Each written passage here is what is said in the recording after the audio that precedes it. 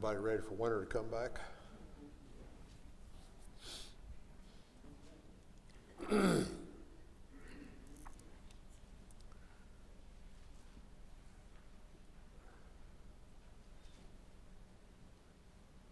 There was a story told about a man who wanted to teach his children about faith. And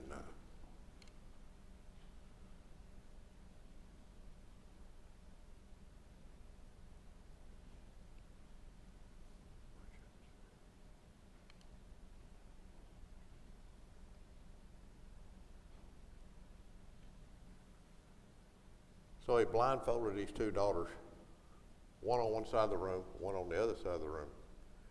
Jenna was 8 years old, and Sarah was 6 years old. He blindfolded them one on each side of the room. First, well, he just blindfolded them one at a time. Let me back up. He blindfolded the first one, put the other one on the other side, and she could see. And her job was to direct the one with blindfolded to come to her without falling, to come straight to her. And it was quite an exercise, the man said. It was all the way across the living room with furniture, various and sundry obstacles. And it wasn't just the job of the daughter who was guiding the other daughter. It was the job of the daughter that was being guided to trust in that guidance she was receiving from her sister. They both took their turn at being blindfolded, avoiding all the obstacles, Mom's favorite lamp, the vacuum cleaner, chairs, lamps, all kinds of things. Their instructions to each other would come very vivid to my way of thinking. Take 2 baby steps left, then take 1 step back, take 2 baby steps right, take 3 giant steps forward. You can imagine the description in the conversation as it went. Caution was indeed probably as much on the part of the person who was guiding as it was on the part of the one that was being guided. The caution probably didn't come in as important as the faith that one had in another, to be basically totally blind guided.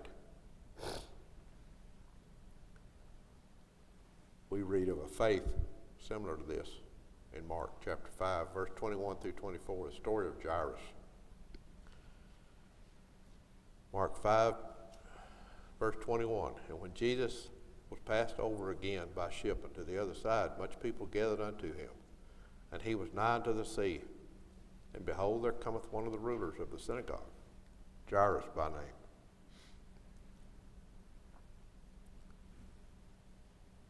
This was a man very powerful, very well thought of, very high up in the social ladder. He was the leader of the synagogue. He was a man we would consider pretty well having it made. He was a man in supreme, in earthly condition. He was in supreme power.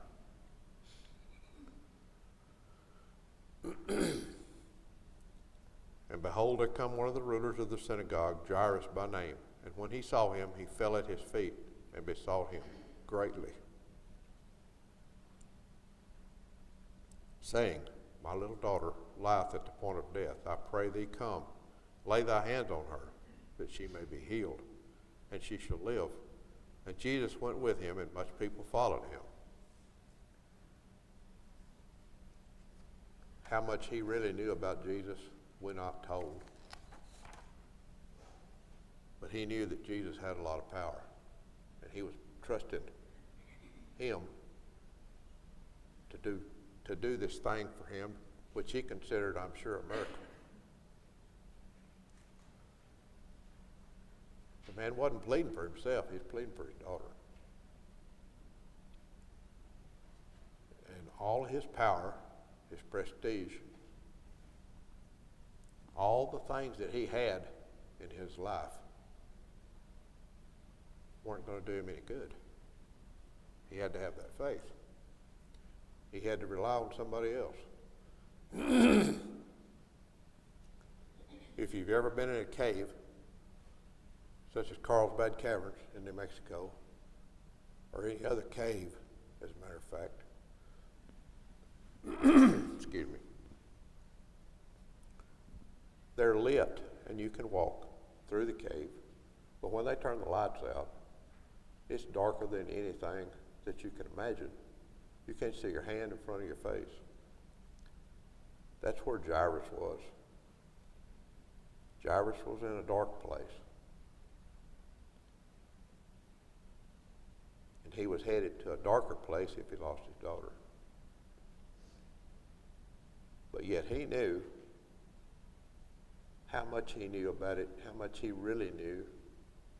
We're not told, but yet he had enough faith to know that Jesus could shine that light and could get him where he needed to be. And I can't think of anybody better to illuminate our path. How many times has Jesus, has God in heaven saved us from things that we didn't even realize because he shined the light. He knew what was happening. He could see the future. He could see what was happening. He can illuminate our path in the same way. Jairus, in his humility,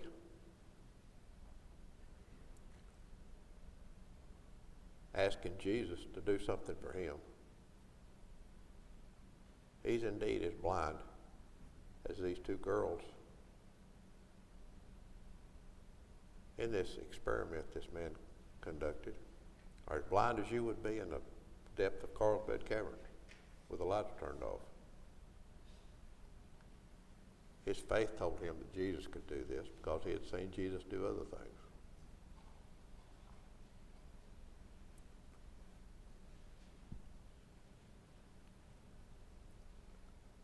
So he humbled himself.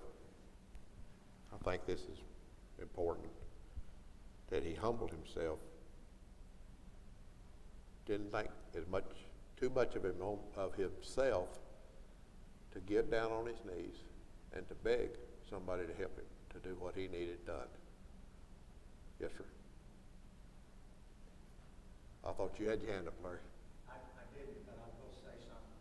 You know, what you just said a while ago, it reminds me of Ephesians 3:20, where it says, he can abundantly and exceedingly do more than we can even ask or even think of. That's a very important part of our faith.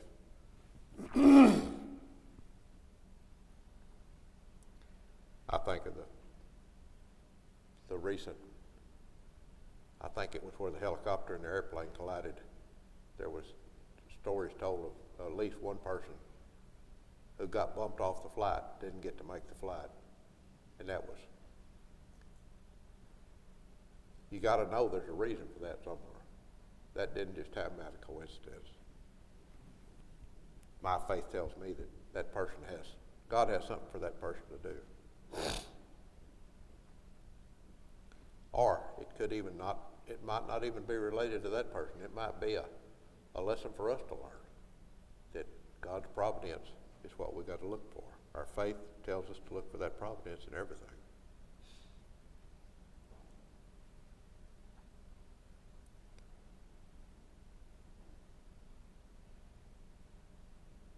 I'm sure that Jairus was wealthy, being the leader of the synagogue. We've already talked about how powerful he was. But everything he had was not enough. He couldn't pay for this. He had to ask Jesus. Jesus had to give it. It was free. Jesus didn't charge for it. like the salvation that we have through Jesus. There is no price. He paid the price already when he sacrificed his life on the cross. Yes, sir. Three other translations indicate in verse 24 that there were so many people crowded around Jesus that he couldn't hardly breathe, what one of the translations said. And what you said about the person being bumped off, Jesus wasn't just performing a miracle for Jairus, he was performing one for us too. Sure. That was for us to realize the power he had. It's always interesting to me to think about the verse that says not everything he did is in print. There's many other things done, but these were, I'll paraphrase a little bit, these were put in here for our benefit, for our edification.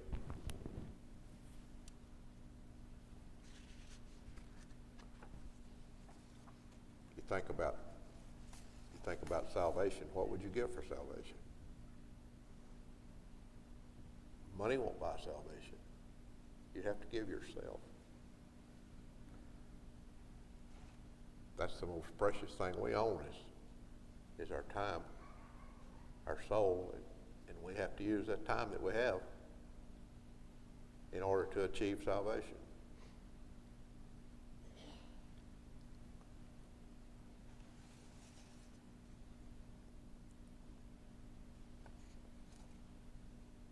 Jesus didn't ask anything of Jairus except to believe. Jairus is blind to the future. He doesn't see the future. Jesus does. Jesus knows what's going to happen. He knew what was going to happen before it happened. How could Jairus find any better help than Jesus? There wasn't anybody that would be any better than what Jesus could be. And that begs the question, how can we find any better? Jesus is who we look to also, same way. Because we can't do it, not on our own. It has to be through him.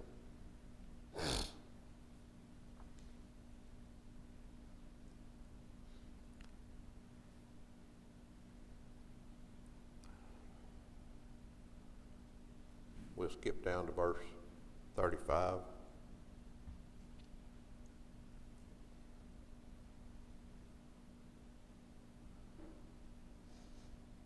Well, we're all familiar with in the verses before this, the woman who was healed with an issue of blood. And the last thing Jesus said to her, thy faith has made thee whole. Go in peace and be whole of thy plague. That's the statement. I don't know if Jairus heard that or not, but he was there. That faith is what we've been talking about. That faith, that believe in what God can do. Verse 35, while he yet spake, there came from the ruler of the synagogue's house certain people who said, thy daughter is dead. Why troublest the master any further? As soon as Jesus heard what was spoken, he said to the ruler of the house, ruler of the synagogue, do not be afraid, only believe. I didn't look up how many times it says in the Bible, do not be afraid. Lowell probably knows that number right off the top of his head, how many times, I don't know, but it's said in the Old Testament and the New Testament too, many times, fear not. Do not be afraid, do not worry. God is control. All you have to do is believe. Put your faith in him who made the earth, the heavens, everything in it. He will carry you through. When all hope seemed gone, that the people brought the word that the man's daughter had died, Jesus pretty much ignored it. Don't be afraid. Do not fear. Just believe. That's words that we can live by each and every day. especially taking into consideration the fact of how blind we are to the future. Even though we make plans, they don't mean much. Not to God. They don't coincide with his plans. They're not worth anything. Yes, sir. There's 7 times in the King James, 77 times in the NIV. Do not be afraid. That's specific expression. You think he considered that to be important? That we don't fear, that we're not afraid? And how many different ways is that implied, or maybe even specifically mentioned? Do not be afraid to do good. Do not be afraid of the circumstances. Do not be afraid of death. Do not be afraid to do good for others. Do not be afraid of anything. What have you to fear? You're no use to fear man. What can he do to you? He can take your life, and that's it.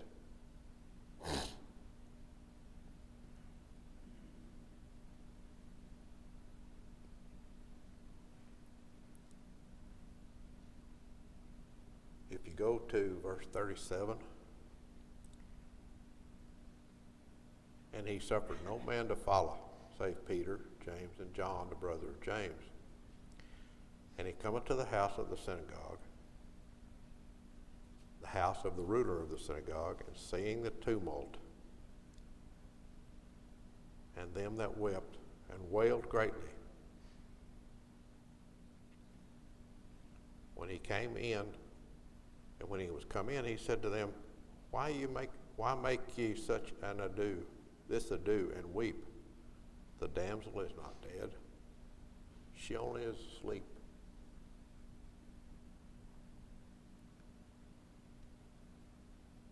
I think it's important that Peter, James, and John were with Jesus a lot. They were his inner circle. And they were going to be leaders of the new church. And they saw all this up close and personal. They were with Jesus many, many occasions, just them, focused on what Jesus was doing. How many times did they go back in their mind, in their lives, to the times that they were with Jesus alone, and what he did and what he said? When Jesus saw this, I can only imagine the wailing and the crying of people over this girl who died. And when Jesus said, Why are you making such a fuss? What's all the commotion about? She's not dead, she's asleep. And that sounds strange to us, but because Jesus knew all things, he knew that death is not permanent. He knew that death is only a temporary thing, that you will never die. Your soul will never die. Your body dies, but not your soul. And everyone will be risen in the last day. Those who have died, they will be brought back to life, and they will go for judgment. So it wasn't as far-fetched as you might first think. Well, she's not dead, she's asleep. And the people who were there, they didn't understand that. They saw death as being permanent, as the end. That's all she wrote. It's done. Yes, sir. The Amplified adds a little bit to that, and sometimes I wonder if they use the Greek to come up with that. And it said, what verse was that? Oh, he looked carefully and with understanding, and at the tumult, at the Yeah. confusion. Jesus was tenderhearted. Always. I think we get to see, we've seen another example. When they ridiculed Jesus,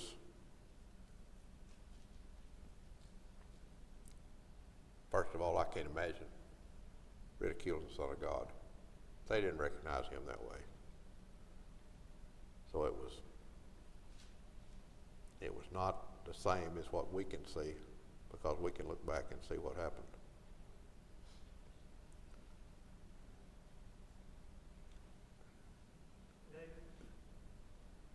This week, as I was reading, something came to my mind. If you look at the character of God, even though Jesus says we are one, you look at the character of Jesus, they're almost opposite. Because you don't see anywhere where Jesus took lives of many people. And God was constantly punishing people when they did wrong, of course.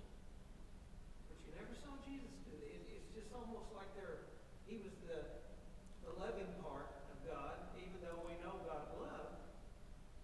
But he wants the respect, as a parent would. I mean, yeah, I spanked my child.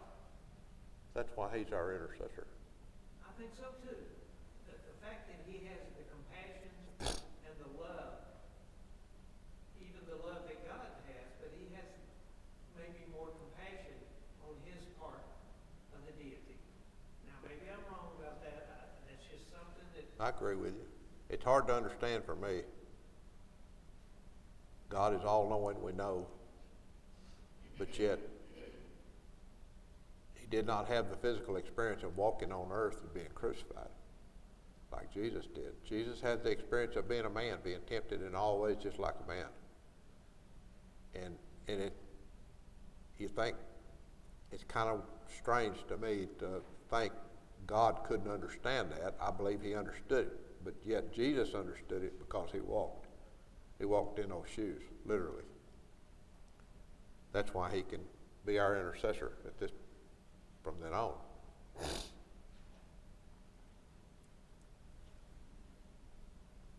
The King James Version says they laughed him to scorn. And I think as he did in the temple, the same verb is used when he cleared the temple. They put him out. And that same verb is used here. They laughed him to scorn, but when he had put them all out, he taketh the father and mother of the damsel and them that were with him, which would be Peter, James, and John, and entered where the damsel was lying. He didn't just ask them to leave. He more or less shoved them out the door, slammed the door behind them. That was a forceful way to make them see that they were wrong. Yes, sir. Another word added to that verse is they jeered at him. Pardon me? Jeered? They Yes. jeered at him? That's mean. It quit being making fun of, but it got mean. Right. I agree. Laughed him to scorn says much the same thing. It's a terrible way, but if you think back, well, not back, but if you think forward from that point, he was treated the same way on the cross. He was treated the same way in his mock trial. He was treated that way by the Pharisees through much of his life.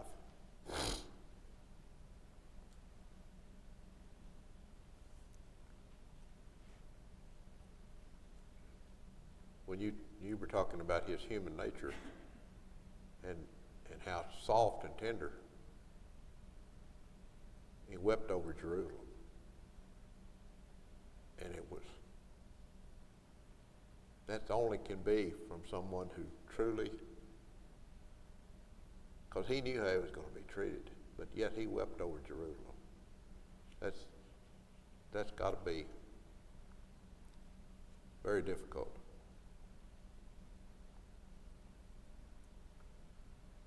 Hey, David, talking about that, that's kind of, which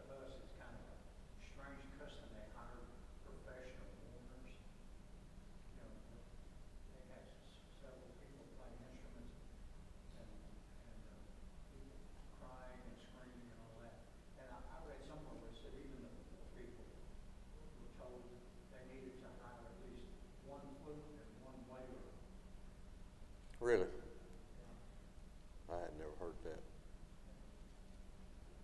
Well, my commentary says it was customary for professional mourners to be brought in at the time of death. In this case, however, it is not certain that enough time had elapsed for mourners to have been secured.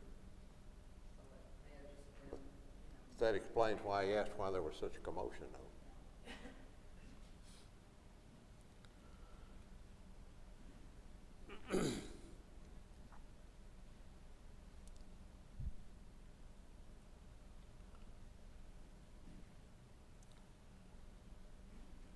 Verse 41, and he took the damsel by the hand and said unto her, I'm going to botch this pronunciation, but it's Talitha Kumai, which being interpreted, damsel, I say unto thee, arise.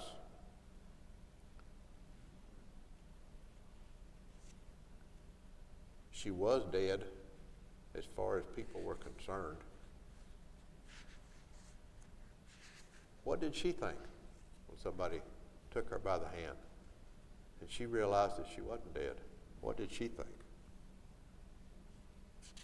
of all the coming back from the dead like that? Lazarus, you know, what would you think if you passed from this life and you were brought back, especially a child? That would have to be a fearful thing. Yes, sir. Some manuscripts read, add a word for this verse, from the sleep of dead. From the sleep of what? From the sleep of dead. Arise from the sleep of dead. Really? Some manuscripts have that. Okay. I think Jesus was focused. One thing we need to, I think we can take away from this is that while Jesus knew what was happening, knew what was going on, he didn't let these people distract him. He wasn't put off by their ridicule. He wasn't, I don't think he reacted like we would. Maybe flinging it back on them, maybe giving them a dose of their own medicine. He went ahead about the task at hand. He did put them outside so that he could do what he came to do. He didn't give bad word for bad word on the cross. He was ridiculed on the cross. That had to hurt. Those people who were doing that were the very people he was giving his life for. And they did not appreciate it in the least. It's an active word. It's an active faith. It's not just oh yeah, I believe, yeah. It's active. I mean, it means something. It's a do it. It's an active doing of the word. Active doing of the will of his Father.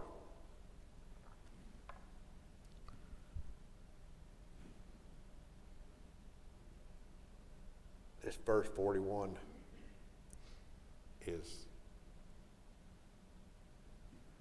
very self-explanatory of what Jesus did. Verse 42, and straightway the damsel arose. It didn't take a week. It didn't take a month. It didn't take 5 minutes. She got up right then when he took her by the hand. And she walked as if nothing had ever happened. She was 12 years old. And they were astonished with great astonishment. I guess I'd have to be the same. Even if you knew who Jesus was, as we do today, if there was a miracle, you would have to be astonished. You would have to be really impressed. Nobody has power over death on this earth, but Jesus did. And Jesus still does today. He can control that. Now, if we go back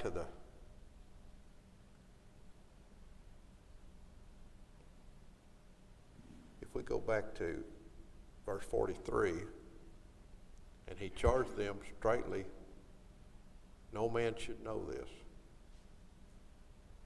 And I I can only it was, one of my footnotes said that he wasn't ready to be fully recognized by everyone. Yes, sir. I've read and heard in commentaries that when he performed miracles among the Jews, he charged them to not tell anyone, and when he performed them in other areas, like the woman at the well in Samaria, everybody did.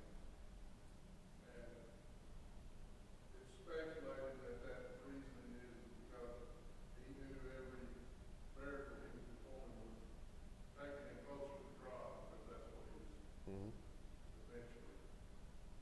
That's the only way they could resolve him claiming to be God, was to kill him.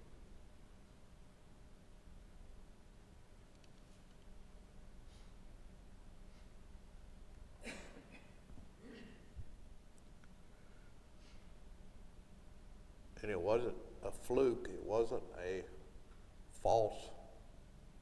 They just picked her up and carried her. She got up and walked on her own, and he commanded that something be given her to eat. She was healed. She was awake. She was alive. She was breathing like we are right now. Now, if we go back to the experiment that I started the class with, the man and his daughters, he had a kind of a side twist to this to help enforce the lesson to his daughters, teaching them about faith. He would come up behind the one that was blindfolded and talk to them and tell them, don't listen, don't pay attention to her. She doesn't know what she's doing. And they were already learned. They had already been taught, because they would tell him to be quiet so that they could stay focused on what they were doing.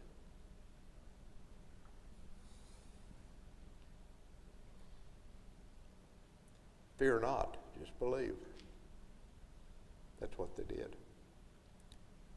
The distractions that he tried to create to see if they were really and truly paying attention didn't work, because they were focused on where they need to be. As we need to be focused. And we need to not let distractions get in our way, take away from what we're doing. I believe with all my heart we will never know this side of heaven how many falls the Lord has saved us from that we're not aware of. And I hear people talk all the time about, I'm going to ask that when I get to heaven. I don't think I will. I think I'll be happy to get there. I don't think I'll care, Larry. Before we go, I'd like to go back and say something about verse 30 or 31, where the lady touched the garment of Jesus, Mm-hmm. and the response that the disciples had. They still had problems fully understanding Jesus, because he said, "Who touched my garment?" And they said, I can just hear them saying, "Are you kidding me? Look around. There's hundreds of thousands of people." But he knew exactly who that woman was. Felt the power. Pretty amazing. Everything about it is to me. Anybody got any more comments? Questions? Yes, ma'am. Of course, I go back to 36, where it talks about Jesus overhearing and said to Jairus, "Don't be afraid, just have faith." And I can relate to that. I can too. And hopefully the rest of us can too. And talk about how many times that's in the Bible and stuff. And I've told my kids and grandkids, I've made that statement to them because I love them. And if I see them in distress, it's like, "Don't be afraid. Know that this really touched me." But you tell them that about earthly things too. Pardon? You tell them that about earthly things. Don't be afraid, just ride your bicycle. Right. Don't be afraid, just do this or that. Same thing. It's because you're a parent or a grandparent, you care just like God cares about us. Anybody got anything else? I appreciate your attention. Saved by the bell.